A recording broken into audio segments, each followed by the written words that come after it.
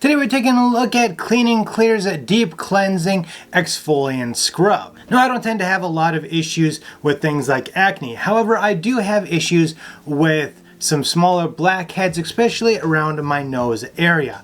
And I'll get to if I saw any differences after using this scrub here in a little bit. This exfoliating scrub comes in two different sizes. This is the 5-ounce one, and then there is a value size of 7 ounces as well.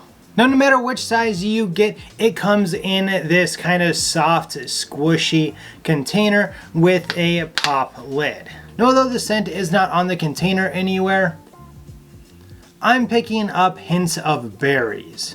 I find it that it's not a overpowering scent, and it's not necessarily a weak one either, but I think that it's just right for something like a face scrub. Now, the ingredients in this has a bunch of scientific names, which I am displaying on the screen for you right now. A couple of the key ingredients in this include microcrystalline cellulose, which is essentially a processed wood pulp that gives the grit to the exfoliant. The second ingredient is menthol, and what that does is it gives kind of a cold or cool sensation along with maybe a little bit of tingling to the skin when you apply it.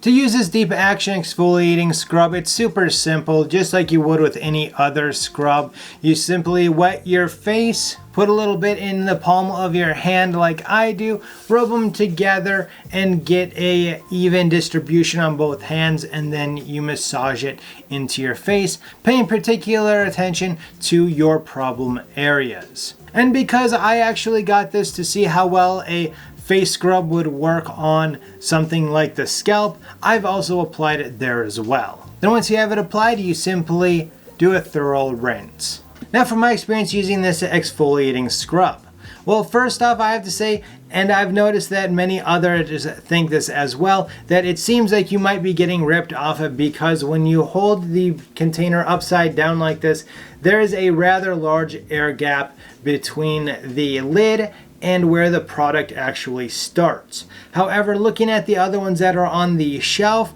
they all seem to be that way. And I'm thinking that it's probably just because of the type of container and the packaging regulations for it. So I'm pretty sure that when they say that you're getting 5 or 7 ounces, they're accounting for that airspace. At least I would hope.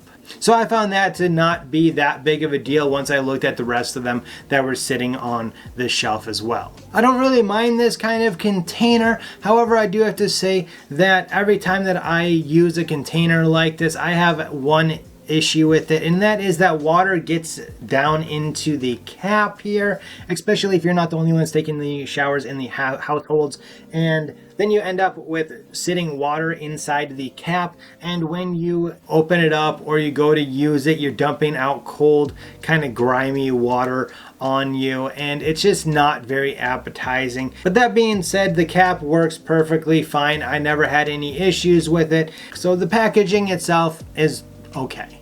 Now, as far as the scrub goes itself, it is a little bit on the runnier side of scrubs, so you definitely want to make sure that you're careful about how much you're putting into your hand and that you don't overdo it. I find the scrub itself to be on the more mild side of a scrub, and for somebody like me that prefers an aggressive, it was still okay. It did its job. However, I think that this is definitely made more for people that are looking to clean their face due to acne and blackheads.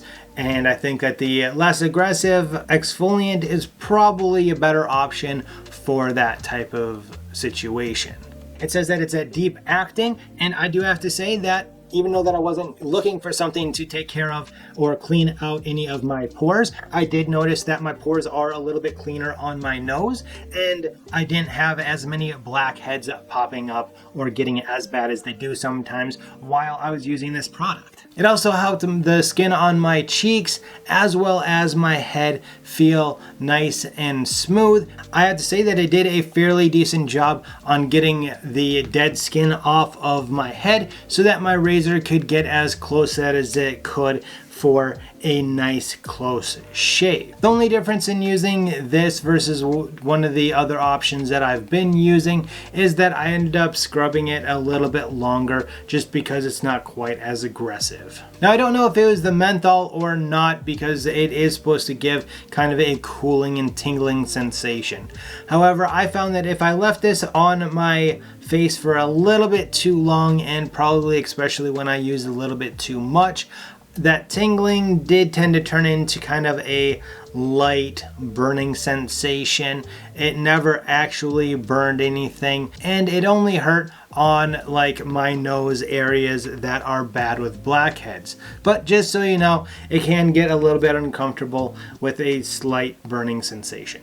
I think for the price, it's good because it's fairly cheap and it works. To pick yourself up some of this deep cleansing exfoliant, check the links down below, as well as if you got any questions or comments or want to let me know what you use to exfoliate your face or head, go ahead and leave that down in the comment section. I hope that you liked this video, even though that it is a store shelf product.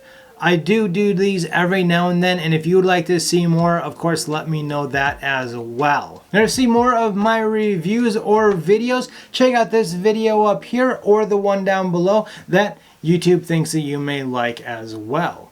Until next time, as always, you have a good one.